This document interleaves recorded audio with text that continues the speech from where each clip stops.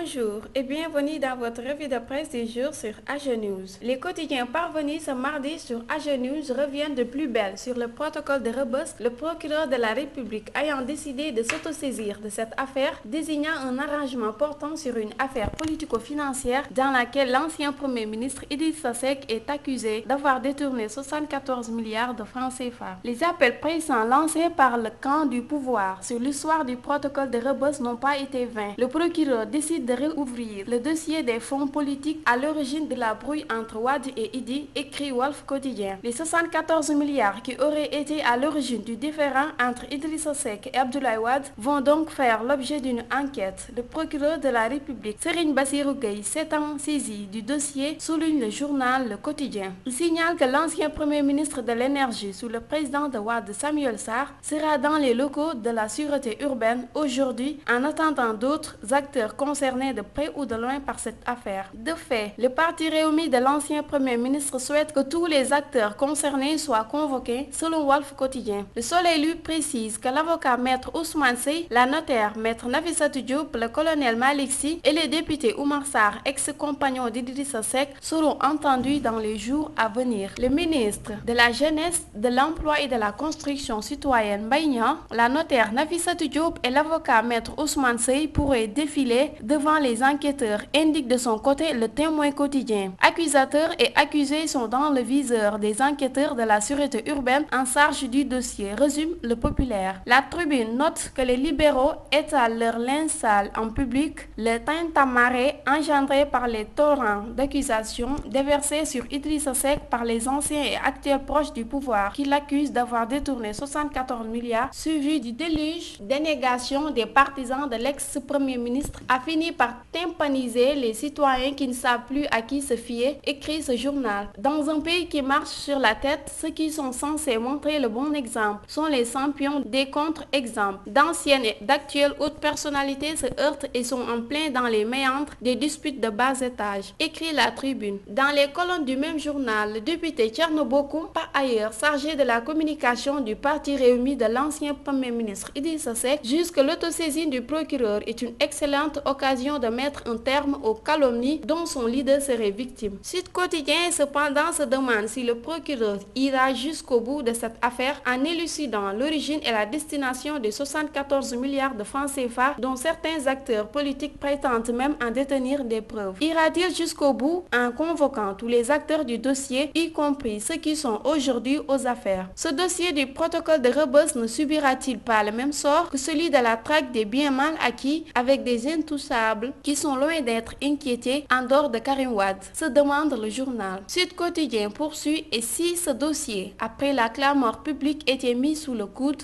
Que cherche-t-on en le remettant au goût du jour? Dévoiler la vérité ou la voiler? Puisque nous savons que la lumière n'éclaire pas toujours, elle peut rendre aveugle. Des questions d'autant plus légitimes que si l'on en croit à l'Observateur, dans cette affaire, le procureur de la République se trouve sur un sentier sec et périlleux. Un jeu de mots s'inspira du patronyme de l'ancien Premier ministre, le magistrat. L'Observateur évoque l'impossibilité d'enquêter sur des fonds politiques de par les dispositions même de la loi. Il revient de cette manière sur les dispositions réglementaires qui bloquent la machine judiciaire dans ce cas précis. Toujours est-il que la notaire Nafissatou Diop, protagoniste importante de la même affaire, assure dans des propos rapportés par le même journal: je dirai toute la vérité et rien que la vérité au procureur. C'était tout pour votre revue de presse. Merci et à bientôt.